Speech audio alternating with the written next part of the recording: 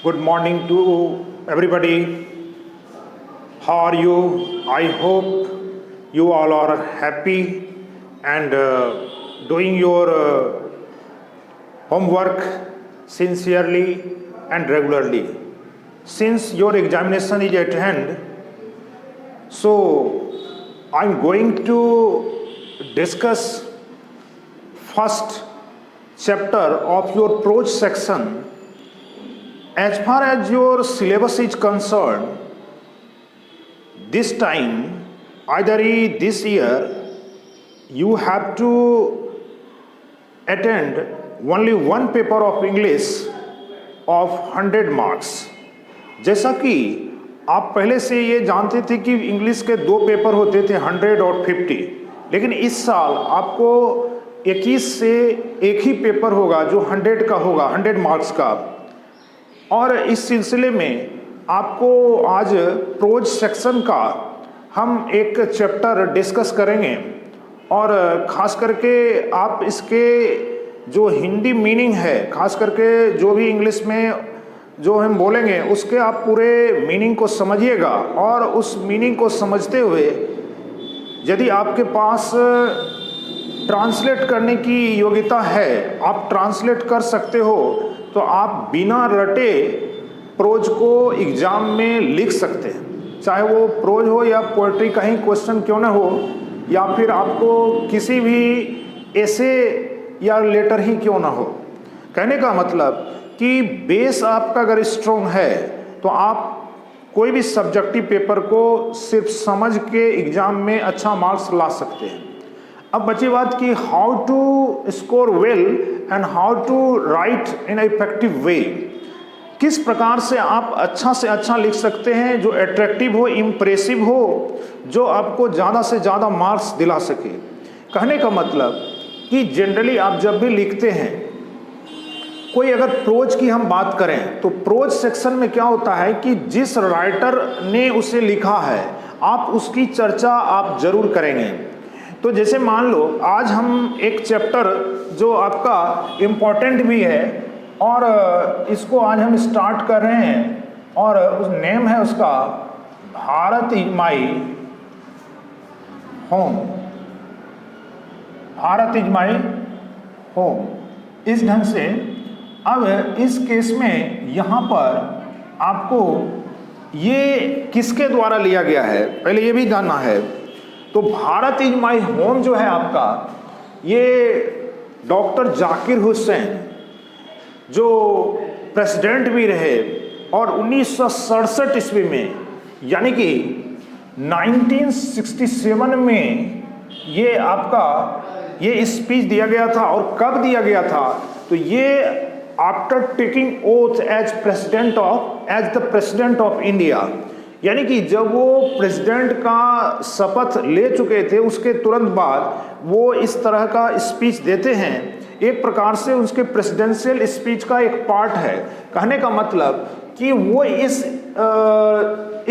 Topic के माध्यम से जो आपका भारत इज माई होम है, इसके अंतर्गत उन्होंने अपने दिल की बात व्यक्त की है। अर्थात उसमें उन्होंने ये किया है, इस तरह की बातें रखी हैं जो अपने देश से जुड़ा हुआ है। उनका मानना है कि हम जिस देश के नागरिक हैं तो हमारी कुछ रिस्पॉन्सिबिलिटी बनती है, हमारी कुछ ड्यूटी है और उसे हर हाल में हमें पूरा करना है। और इस तरह का जब आप लिखेंगे तो पहले नंबर पर आप ये लिख सकते हैं कि Bharat is my home is written by doctor Zakir Hussain. Clear? अब इस चीज को आपको कहाँ से लिया गया है इसकी भी चर्चा आप करेंगे।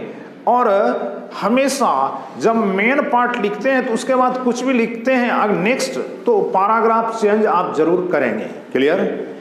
आते हैं किसी भी सब्जेक्टिव में आपको मार्क्स कैसे ज़्यादा से ज़्यादा आवे, इसके लिए आप स्पेलिंग पर भी ध्यान देंगे, यानी कि स्पेलिंग आपका गलत नहीं हो। अगर रेड पेन चल जाता है तो वहाँ पर मार्क्स कटने का आपको चांसेस रहता है। तो आप जो भी लिखें वो शॉर्ट सेंटेंस हो, यानी सेंटेंस ऐसा हो जो ज़्यादा लॉन्ग नहीं हो, और इस केस में आपको स्पेलिंग पर विशेष जोर देना है। कहने का मतलब कि जब आप कोई भी इस तरह का प्रोज पीस पढ़ते हैं तो उसके हिंदी मीनिंग को आप समझिए और वहाँ पर जाके आप ट्रांसलेट कर दीजिए।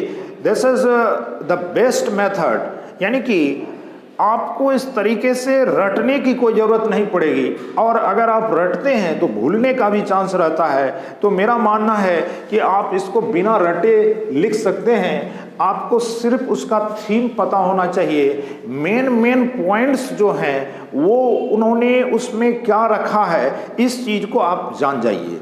तो इसी में चलते हैं आगे कि डॉक्टर जाकिर हुसैन ने अपने राष्ट्र के प्रति जो समर्पण का भाव है उनका, उसके बारे में वो उन्होंने और क्या कहा है, और वो किस प्रकार का अपना राष्ट्र बनाना चाहते हैं, और अपने राष्ट्र की संस्कृति को किस प्रकार से वो बोलते हैं कि हमारे जो कल्चर है वो अभी यानी कि सबसे बेहतर है, और हम एक वैल्यू बेस्ड एजुकेशन चाहते हैं जहाँ पर कि ये हमारा जो राष्ट्र है ये सिर्फ एक पावर ऑफ ऑर्गेनाइज यानी कि एक शक्ति का केंद्र नहीं है, यानी हम किसी पर दबाव देकर के कोई गलत कार्य करवाना नहीं चाहते, बल्कि हम मॉरल वैल्यूज में काफ़ी आगे हैं और हम इसके द्वारा पूरे विश्व की दशा और दिशा बदलने की क्षमता रखते हैं। कहने का मतलब कि इस प्रोज के माध्यम से उन्होंने देश के समस्त नागरिकों से आह्वान किया है कि हमारा देश काफ़ी बड़ा है, और देश को उन्होंने अपना परिवार माना है। यानी वो लिखते हैं कि जब देश ही मेरा परिवार है तो देश तो बहुत बड़ा है। तो उन्होंने पुनः इस चीज़ को लिखा है आगे कि माई फैमिली इज़ बिग। कहने का मतलब कि जब पूरा देश ही मेरा परिवार है तो मेरा परिवार तो बड़ा हुआ ही, और जब परिवार बड़ा है तो क्या करना होगा, we have to work hard, यानी हमें कठिन मेहनत करनी होगी। कहने का मतलब हमें कठिन मेहनत करनी है। कहने का यहाँ पर ही pledges again and again that our country is big and there are many problems. So if we want to develop, if we want to do something extra, कुछ ऐसा काम जो हमारे देश के लोगों के लिए एक प्रकार से लाभदायक सिद्ध हो, उनके विकास में मील का पत्थर साबित हो, वैसा काम, और जिससे एक कल्याणकारी योजनाओं जो हम समस्त वैसी जनता जो उस चीज़ से यानी कि फंडामेंटल फैसिलिटीज से वो काफ़ी दूर हैं, वो समाज की मुख्य धारा से अभी जुड़े नहीं हैं, उनको जोड़ना है और सबको एक साथ लेकर के एक नया राष्ट्र बनाना है। कहने का मतलब एक ऐसा शक्तिशाली राष्ट्र जो सिर्फ शक्ति का केंद्र नहीं हो, बल्कि एक वहाँ पर लोगों को एक दूसरे के प्रति भावना, एक दूसरे की कद्र करने की बात हो, यानी कि हम मोरल बेस्ड वैल्यू की, मोरल एजुकेशन की भी बात उसमें की गई है, और साथ ही साथ बिना किसी जाति, धर्म यानी कास्ट, क्रीड और रिलीजियन, इन सब के बिना ऐसा राष्ट्र का वो निर्माण करना चाहते हैं जिसमें किसी को रंग के आधार पर, भाषा के आधार पर, धर्म के आधार पर किसी भी प्रकार का कोई तकलीफ ना हो, किसी के साथ कोई डिस्क्रिमिनेशन की बात नहीं करे। यानी हम अगर कहते हैं डिस्क्रिमिनेट होता है, एक ऐसा वर्ड है जिसका मीनिंग होता है भेदभाव करना, और प्लेज शब्द होता है जैसे कि आप किसी भी मास लेवल से कोई वादा कर रहे हो, यानी वादा कर रहे हो, एक प्रोमिस कर रहे हो फॉर्मली, तो उसी को बोलते हैं प्लेज। तो कहने का मतलब कि इस केस में आपको जो कुछ इम्पोर्टेंट वर्ड मीनिंग है उसको भी ध्यान रखना है। डिस्क्रिमिनेशन, क्लियर, इस तरह का जो कुछ वर्ड है इसको भी आप ध्यान रखेंगे। इसका मीनिंग होता है भेदभाव। मान लो किसी को भी जाति, धर्म भाषा, रंग, इसके आधार पर किसी भी तरह का भेदभाव नहीं किया जाएगा। तभी हम एक अच्छे राष्ट्र की कल्पना कर सकते हैं और तभी हमारा देश काफ़ी तेज़ी से तरक्की कर सकता है। तो कहने का मतलब कि इस प्रोज के माध्यम से उन्होंने इस तरह का आह्वान किया है कि हम किसी को बिना तकलीफ दिए, यानी कि हमारा जो एक्शन होना चाहिए वो सॉलिड और स्टडी होना चाहिए। सॉलिड का मतलब है कि ऐसा जो कि दिखे, यानी कि हम काम करें तो उस काम का लाभ हमारी जनता को पहुंचे, हमारे लोगों तक वो पहुंचे, और जो इस मुख्य धारा से जुड़े नहीं हैं, जिनको बेसिक फैसिलिटीज का अभाव है, वो उस चीज को वहां तक हम पहुंचा सकें। और खास करके वैसे लोगों को जो दबे कुचले हैं, यानी जो काफ़ी वैसे आर्थिक रूप से कमज़ोर हैं, इकोनॉमिकली जो वीक हैं, उनको हमको आगे करना है। क्योंकि अगर हम ऐसे राष्ट्र की कल्पना करना चाहते हैं जिसमें सभी समृद्धशाली हों, यानी कि प्रोस्पेरस लाइफ, एक प्रोस्पेरिटी के साथ ज़िंदगी जीने की अगर बात हो तो उसमें सभी खुशहाल रहें, तो वो खुशहाली कैसे आएगी? तो इसके लिए हमको समतामूलक समाज की कल्पना, समतामूलक समाज की रचना करनी होगी। तभी हम समस्त लोगों को एक नज़रों से देख सकते हैं और वहाँ पर फिर हम उसके लिए एक अलग तरह का कार्य करके अपने राष्ट्र को आगे बढ़ा सकते हैं। अब इसमें उन्होंने इस चीज़ का बार बार जिक्र किया है कि हम अपना कार्य तो करेंगे ही, लेकिन स्टडी शब्द का एक है। स्टडी का मतलब होता है कि ऐसा कार्य जो स्थिर ही हो, यानी कि एक सामान्य रूप से ही हम करेंगे, लेकिन निरंतर वो जारी रहना चाहिए। स्टडी का मतलब ऐसा नहीं कि हम स्थिर का मतलब है कि जो कार्य हम स्टार्ट करें वो निरंतर आगे भी भविष्य में जारी रहनी चाहिए। क्योंकि कोई भी कार्य को अगर आप करके छोड़ देते हैं तो आप अपने लक्ष्य को प्राप्त नहीं कर सकते हैं। तो इसमें जहाँ तक एजुकेशन की बात है, तो वैसे लोग जो अभी शिक्षा से काफ़ी दूर हैं, जो कोई भी इस तरह का समाज है, वहाँ पर हम एजुकेशन को बढ़ावा देकर के हम उसको मुख्य धारा से जोड़ सकते हैं। कहने का मतलब इसमें आप ये भी कह सकते हैं कि the main purpose of knowledge is not to accumulate it but to achieve it, but the main target is to achieve it. कहने का मतलब कि इसे प्राप्त करना है, सिर्फ हमें नॉलेज को एक्यूमुलेट नहीं करना है। यानी the main purpose of knowledge is not to accumulate it but to use it to achieve your target. हमें इसका प्रयोग करके अपने लक्ष्य को प्राप्त करना है। और जब हम एक वैल्यू बेस्ड एजुकेशन की बात करते हैं तो हमारा इसमें बहुत कुछ समाहित हो जाता है।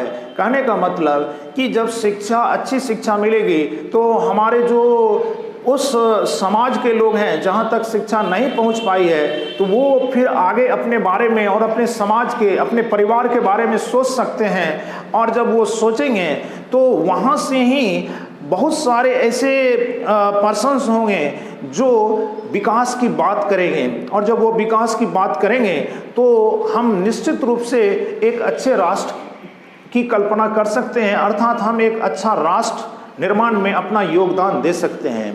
उन्होंने आगे ये भी कहा है कि प्रत्येक व्यक्ति का राष्ट्र निर्माण में योगदान होना चाहिए और इसके लिए हमें कड़ी मेहनत की आवश्यकता होगी। कहने का मतलब कि आने वाले समय में हमें कई सारी चुनौतियों का सामना करना पड़ेगा। We will have to face many challenges in our life but we must carry on. हमारा जो कार्य है वो निरंतर जारी रहना चाहिए। आप इसको बीच में नहीं छोड़ो और सभी को साथ लेकर के आगे बढ़ना है। कहने का मतलब कि उसमें कुछ ऐसे भी व्यक्ति होंगे जो किसी धन के अभाव में या कोई ज्ञान के अभाव में या किसी लोगों को, कोई लोग है उसके पास सब चीज़ है लेकिन उसके पास वैसे चीज़ नहीं है जिसको मॉरल मानते हैं, नैतिक शिक्षा का जहाँ अभाव है, तो वहाँ हम सब तरह से सोचेंगे। यानी ऑल राउंड डेवलपमेंट के लिए, all round development of our nation we have to think in a large scale. कहने का मतलब हमें ऑल वॉक्स ऑफ लाइफ के बारे में सोचना है। जिंदगी के हर क्षेत्र में हम कैसे आगे बढ़ें, इसके बारे में हमें सोचना है। कहने का मतलब कि अगर हम कोई पर्टिकुलर केस की बात करते हैं तो ये एक प्रकार से अधूरी जानकारी होगी और हम विकास पूर्ण रूप से हम विकास नहीं कर सकते हैं। आज जो भी देश आगे है तो उसका मेन श्रेय जाता है वहाँ के एजुकेशन सिस्टम को। जैसा हमारा एजुकेशन सिस्टम होगा हम उसी अकॉर्डिंगली हम आगे बढ़ेंगे और अपने देश को भी आगे बढ़ाएंगे।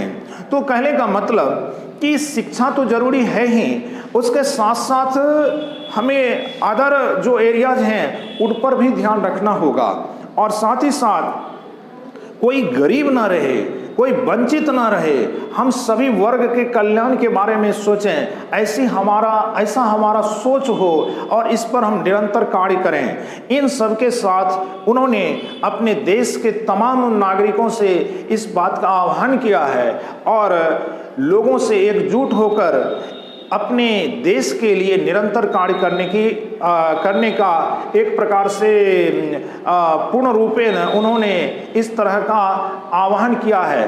तो मैं समझता हूँ कि इस बड़े बड़े मिसाइल बना लें और अंतरिक्ष में चले जाए, लेकिन हमारे पास अगर वैल्यू बेस्ड यानी हमारा मॉरल ही अगर कमज़ोर है, मॉरल वैल्यू अगर हम मॉरल बेस्ड एजुकेशन प्रोवाइड नहीं कर पाते हैं तो फिर उस पावर का कोई औचित्य नहीं है और उस पावर से हमें लाभ नहीं मिलेगा। तो कहने का मतलब कि रियल में अगर हमें आगे बढ़ना है तो हमें अपने समग्र विकास को लेकर चलना है और इस तरह से हम एक अच्छे स्टेट, अच्छे समाज का निर्माण कर सकते हैं। लास्ट में हम यही कहेंगे कि आप इन कोई भी प्रोज पीस इस तरह का जो भी है आप उसके पूरे कंसेप्ट को समझिए, जो मेन पार्ट्स हैं आप उसको पहले जानने का प्रयास कीजिए और उसके